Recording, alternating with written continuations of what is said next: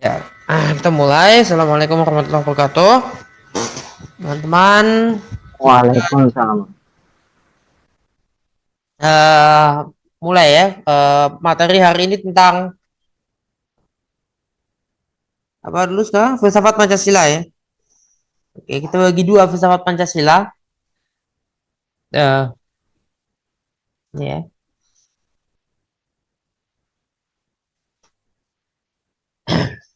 Nah,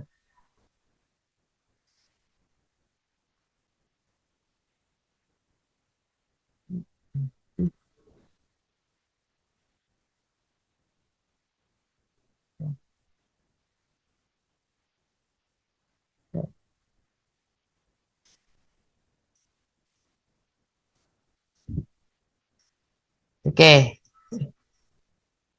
ya. Ini ya. Sumber-sumber. Karena mata kuliah filsafat tersendiri ya. Jadi mata kuliah, ketika membahas filsafat Pancasila kita membahas pintas ya, dalam arti sedikit kita bahas, tidak uh, banyak tapi sangat sangat signifikan ya kira-kira. Jadi kalau kalau bicara filsafat Pancasila secara umum, secara keseluruhan, lebih komprehensif, kita memang harus mempelajari itu bisa lebih dari satu semester, bisa lebih dari 3 tahun untuk mempelajari filsafat Pancasila. Karena kan kita belajar ontologi, epistemologi itu secara masing-masing dalam mata kuliahnya tersendiri. Juga bicara dalam kajiannya masing-masing ya. Kita baca demokrasi kita ya, bukunya Bung Hatta, bukunya Muhammad Hatta. Dalam demokrasi kita ada tiga sumber demokrasi Indonesia, tiga asal ya, tiga sumber mata air, tiga tiga sumber inspirasi dari demokrasinya Indonesia, demokrasi kita. Sosialisme modern, ajaran Islam ya tentang kebenaran ilahi ya, divine justice ya, divine justice ya, keadilan ilahi. Uh, Kemudian universal brotherhood ya, persaudaraan universal. Yang ketiga adalah kolektivisme uh, ulayat ya, atau kolektivisme pribuminya kita, kolektivismenya orang Indonesia. Ya. Hatta termasuk yang mendukung, Hatta dan Supomo ya, mendukung pemisahan agama dari negara. Ya, Soekarno lebih dekat pada pemikiran Marxis, sementara Hatta condong pada konsepsi negara kesejahteraan, kooperasi, ya, sosial demokrasi. Nah, sosialisme itu menekan sektor swasta untuk tidak ya, sektor swasta atau private, supaya tidak mendominasi sistem ekonomi. Jadi supaya tidak mendominasi sistem ekonomi, supaya tidak dominan gitu. Swasta itu tidak dominan, tapi juga tidak ada apa istilahnya, tidak ada monopoli dari negara. Jadi ada keseimbangan dan supaya ya kita tidak terlalu bergantung pada pasar. Dalam arti tidak membebaskan pasar bebas sebebas-bebasnya. Ya.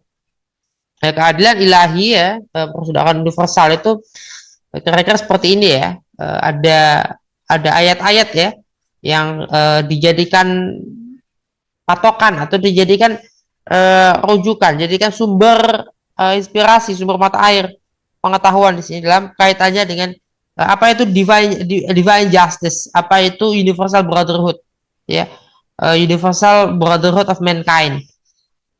Nilai kemanusiaan ya, ayat apa aja itu? Itu An-Nisa, surah An-Nisa ya, ayat surat 4 ya. Surat 4 ayat 135, 1690 ya. Surat 3159 itu dua dua ini ya, nasionalisme dan demokrasi. Kemudian 4238 juga sama ya, nasionalisme dan demokrasi. Surat 49 ayat 10 sampai 13 itu kemanusiaan dan nasionalisme. Eh, 1690 ya, 4135, 423 1690 ya, 1690, kemudian oh ya, keadilan sosial juga 4135 ya. Surah 1690 juga, keadilan sosial dan kemanusiaan. Ketuhanan itu satu-satunya ya, satu surah tersendiri. 112 ya, surah Al-Ikhlas. Tapi dari mana surah Al-Ikhlas itu? Kalau kita baca bukunya Cak Nur ya, Nur Khalis Majid, berkait apa yang judulnya Islam, doktrin dan peradaban ya. Kalau Islam doktrin dan peradaban itu bisa dibaca bagaimana tauhid yang dimaksud, tauhid pembebasan yang dimaksud seperti apa. Dan kemudian bagaimana ketuhanan itu tidak bisa dimaknai hanya dari satu agama saja. Ke internal, ke masing-masing umat beragama itu bisa saja terjadi. Tapi ketika kita bicara eksternal, kita bicara ruang komunal. Ruang komunal itu seperti ruang tamu ya, tempat di mana ruang privat dan ruang publik bisa bertemu dalam suasana. Titik temunya, irisannya. Ya, kolektivisme ya, masyarakat dulu kan gotong royong. Masyarakat dulu itu gotong royong apa? Ekonomi barter, praktik barternya itu rembuk dalam politik. Tapi perlu diingat, mayoritas desa-desa pada masa itu ya sebetulnya kerajaan-kerajaan kecil, kerajaan-kerajaan yang levelnya desa, dengan raja-raja kecil, sebetulnya lebih ke kelompok keluarga-keluarga besar ya. Keluarga besar membentuk satu desa, kemudian ada orang-orang sekitarnya yang terdekat ya, kerabat-kerabat dekat, itu satu desa. Pada masa itu ya, pada masa jauh sebelum kemerdekaan, jauh sebelum kolonialisme, kemudian desa-desa itu ya takluk ya, tunduk kepada raja-raja, dan bangsawan-bangsawan yang ada di sekitarnya raja.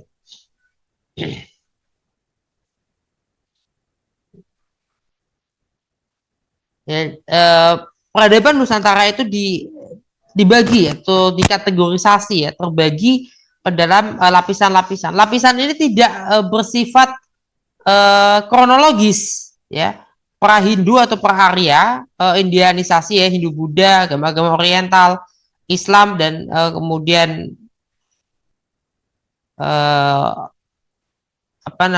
kolonial ya, Barat kolonial ya. Nah, ini tidak bisa dikatakan kronologis ansih ya. Pra-Arya itu dimulai kapan? Tapi kapan berakhirnya masa pra-Arya? Apakah masa pra-Arya atau pra-Hindu itu pernah berakhir? Jangan-jangan nggak pernah. Tidak pernah berakhir. Artinya nggak ada lapisan di sini yang dimaksud. Lapisan yang dimaksud bukan lapisan seperti lapisan atau periodikal, kronologis, yang satu sudah berhenti, stop, selesai, enggak. Tapi ini ada di awal kali munculnya saja. Indianisasi muncul lebih awal sebelum adanya Islamisasi. Karena Indianisasi masyarakatnya lebih tua. Pra-Hindu masyarakatnya lebih tua lagi. Mayoritas masih hunter-gatherer, masih hunter-gatherer, masih berburu dan mengumpulkan. Berburu daging, berburu itu untuk daging, mengumpulkan itu untuk apa? Buah-buahan, dedaunan ya, belum disebut sayur mayur, masih dedaunan, buah-buahan ya, apa sajalah ya, edible food ya, edible plant ya, edible plants, tanaman-tanaman yang kita makan, yang bisa dimakan. Kemudian itu kan didomestikasi ya, didomestikasi.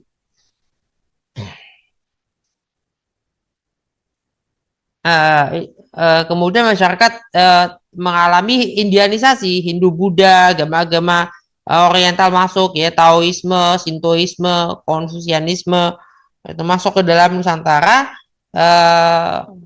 Mungkin tidak keseluruhan ya, tapi jelas ada, terutama di wilayah wilayah Asia Tenggara adalah wilayah Indosfer atau wilayah peradaban India besarnya. Jadi tidak salah ya, benar ketika disebut India depan ya. Karena apa? Memang nah India depan itu kan eh, tentu melalui kacamata dari bangsa Arab dan bangsa Eropa ya. Karena ketika melewati Afrika, melewati Laut Merah, lewat Tanjung Harapan atau lewat Laut Merah, ketika datang ke India lewat India menuju Kepulauan Nusantara, menuju Asia Tenggara, ya adalah dari India ke depan lagi, India depan, India yang lebih jauh lagi, India jauhan dikit, ya. Nah ini memang bagian dari India karena secara peradaban terjadi Indianisasi. Islam masuk, nah Islam di Indonesia tidak jelas masuknya dari mana, tidak ada kepastian. Sejumlah catatan menunjukkan ada keberadaan umat Islam di wilayah Sriwijaya, di zaman kerajaan Sriwijaya.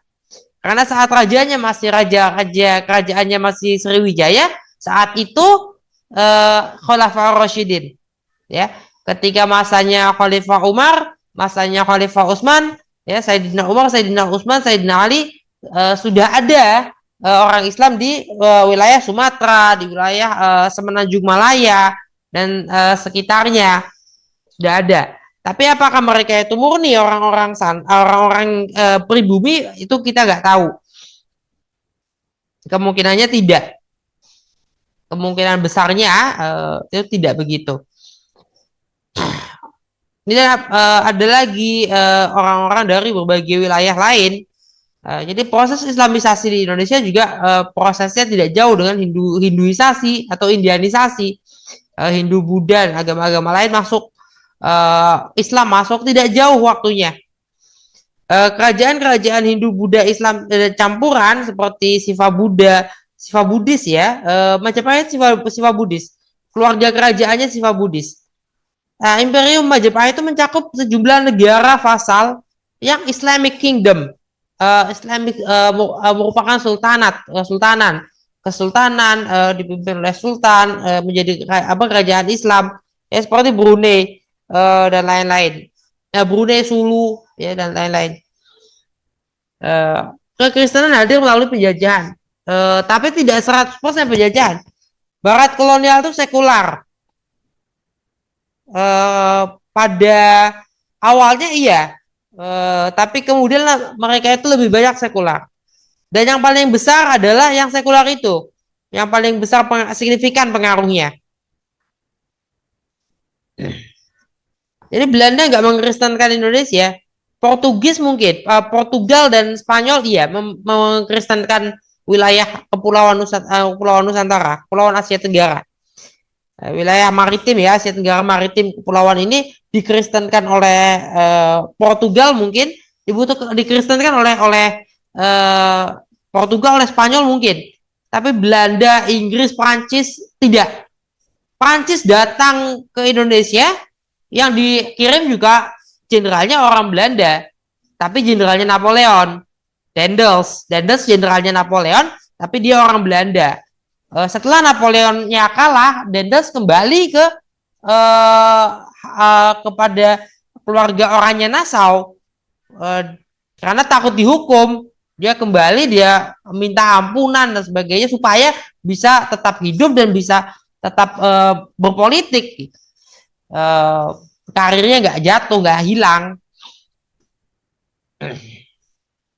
Dan sekular karena apa, itu zaman Napoleon. Ketika zaman Napoleon sudah revolusi Prancis, masyarakatnya sudah lebih sekular. Sekalipun Napoleon dinobatkan secara Kristen, secara Katolik dalam penobatannya sebagai seorang kaisar, tapi dia itu tidak religius, dalam arti dia tetap berpegang pada nilai-nilai yang lebih sekular.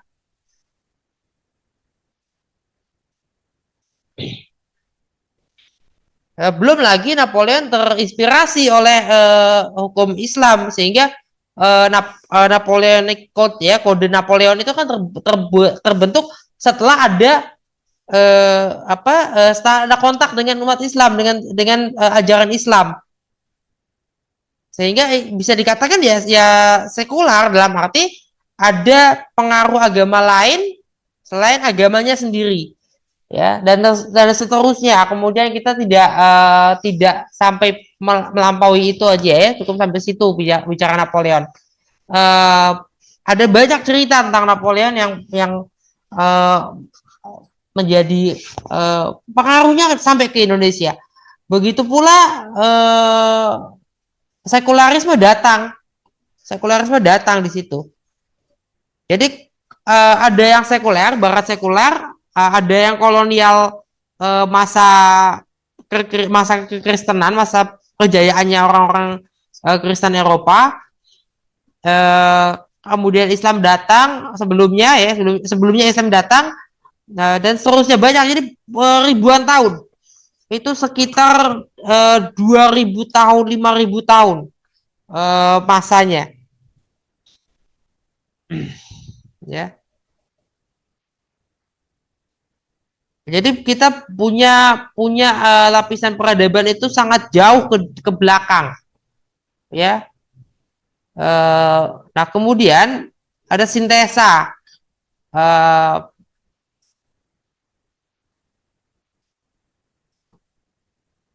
bahwa terjadi sintesa pemikiran ya, tradisi filsafat, aliran ideologi itu. Barat modern, Islam, nasionalisme pribumi, Indonesia itu ya, aliran Islam, tradisionalisme Jawa, nasionalisme ini pengaruh peradabannya seperti itu. Hindu, Buddha, Jawa, ya. Kemudian Islam, ya. Ada tradisi yang lebih lama lagi. Pemikiran Barat, ya semuanya ini berdialektika. Dan Soekarno menghasilkan satu dialektika yang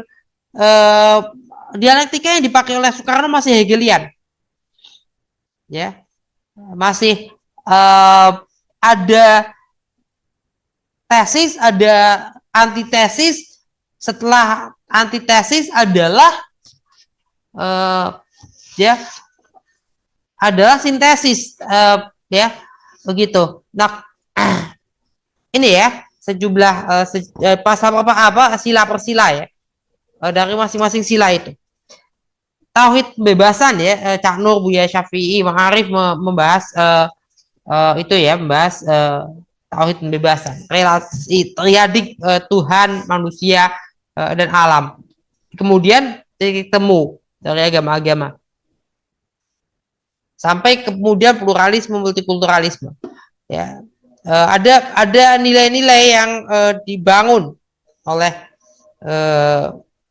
ya oleh para pemikir kita, sarjana kita, yang kemudian yang datangnya itu dari berbagai sumber, termasuk dari dalam lingkup peradaban kita sendiri. Nah, kemanusiaan memang bertentangan atau berlawanan dengan ketuhanan. Kemanusiaan yang di sini kita, kalau kemanusiaan itu kita nggak ambil tadi relasi triadik tadi, kemanusiaannya tidak diletakkan sebagai yang di sini representasi Tuhan, manusia representasi Tuhan di muka bumi. Ya.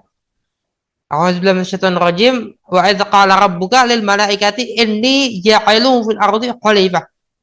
Ya kan? Allah ingin menciptakan khalifah, representasi. Tugas bagi umat manusia. Nah, kedaulatan manusia, kehormatan manusia sama di hadapan hukum. Nah, ketika bicara kemanusiaan yang sekedar sebatas sama di hadapan hukum, ini tidak bicara sama di hadapan Tuhan. Karena dua itu hal yang berbeda. Nah, maka dimasukkan dalam satu lingkup yang sama. Sama di hadapan hukum itu karena sama di hadapan Tuhan.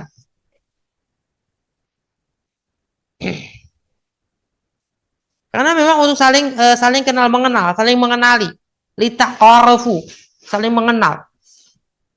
Nah, setelah itu adalah nasionalisme, persatuan nasional, kebangsaan. Yang berdaulat itu bangsa dan negara, ya. Dan kebangsaan atau nasionalisme seperti Gandhi, Soekarno sama sepakat dengan Gandhi, nasionalisme yang dimaksud adalah nasionalisme yang manusiawi, kemanusiaan, kemerdekaan, kedaulatan adalah hak segala bangsa.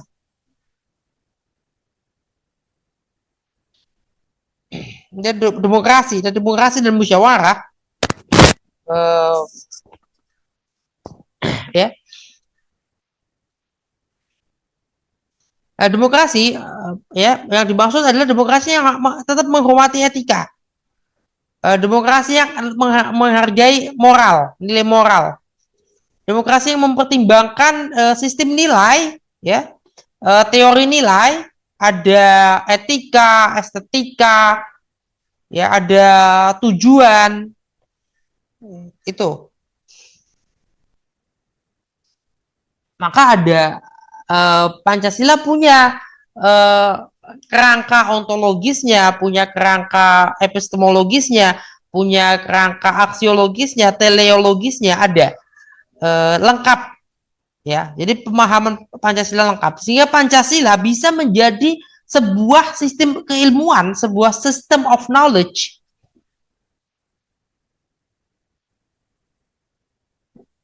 Ya. Keadilan sosial ini bahkan di dalam pembukaan UUD NRI 1945 itu keadilan sosial itu ditulisnya gimana? Untuk mewujudkan tujuan jadinya. Keadilan sosial itu. Kesejahteraan bersama. Sama-sama sejahtera. Ya. Ya, kemerdekaan itu bertujuan apa? Supaya kita bahagia bersama-sama. Ya. Kita menyelesaikan masalah global bersama-sama. Kita menyelenggarakan ketertiban dunia, negara paripurna, negara masyarakat utama, gitu. Nah, itu dulu ya untuk bicara bagian ini, bagian filsafat Pancasila. Karena kita akan makan waktu yang cukup lama, ini sudah azan Isya tadi. Silakan teman-teman yang mau memberikan tanggapan, pertanyaan,